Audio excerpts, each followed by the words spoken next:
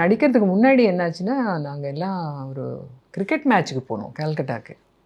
Sivaji sir, major Sundararajan, Vijay Kumar, இவர் ரஜினி, நான், மஞ்சு பார்கவி, சங்கீதா, இப்படி ஒரு கூட்டமாக போனோம்.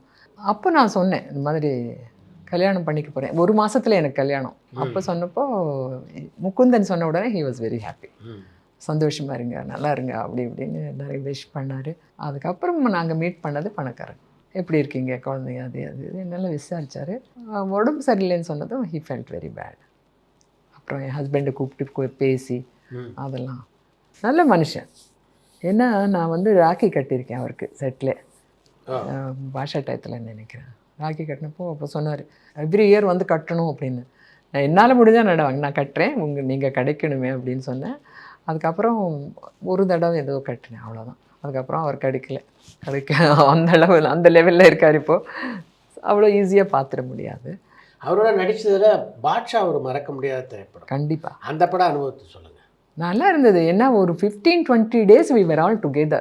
ஒரே வீட்டில் இருந்தோம் நாங்கள். அந்த வீடு செட்டு, ஆட்டோக்கார சாங்கு, அந்த மழையில் சீனு, அவர் அடிக்கிற சீனு எல்லாமே மொத்தம் most of the 40% of the movie அந்த வீட்டில் தான்.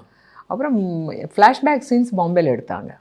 பாம்பேயில் எடுத்தப்போ எங்களுக்கு 2-3 சீன்ஸ் இருந்தது. விஜயகுமாருக்கும் எனக்கும் ஃப்ளாஷ்பேக் சீன்ஸ் வித் ரஜினிகாந்த். அப்போது அது கூட அங்கேயே எடுத்தாங்க பாம்பேயில். It was a very good experience. நிஜமாக சொல்கிறேன், எனக்கு அந்த அளவுக்கு அவ்வளோ பெரிய ஹிட் ஆகும்னு தெரியாது. தெரியாது. ஏன்னா நடிப்போம், கதை சொல்லுவாங்க, நடிப்போம், அவ்வளோதான். பட்டு பாஷா ஆட்டோக்காரன் சாங்கு முடிஞ்சதுக்கப்புறம் அது ஃபஸ்ட்டு சாங்கு இதில் தியேட்டரில் போட்டாங்க, ப்ரிவ்யூ தியேட்டரில்.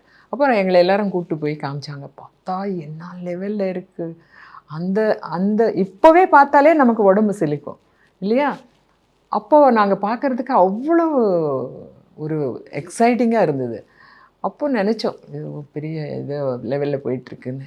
பட் இவ்வளோ பெரிய ஹிட் ஆகும். இந்த பாஷா அம்மாவா இன்னைக்கு வரைக்கும் நான் மனசில் நிற்பேன், ஜனங்கள் மனசில் நிற்பேங்கிறது பெரிய ரெக்கக்னிஷன். பெரிய ரெக்கக்னிஷன். இன்னைக்கு வரைக்கும் பாஷா அம்மா தான்.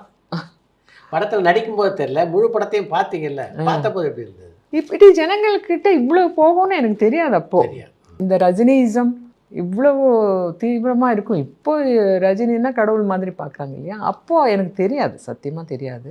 But it's a unforgettable movie in my life.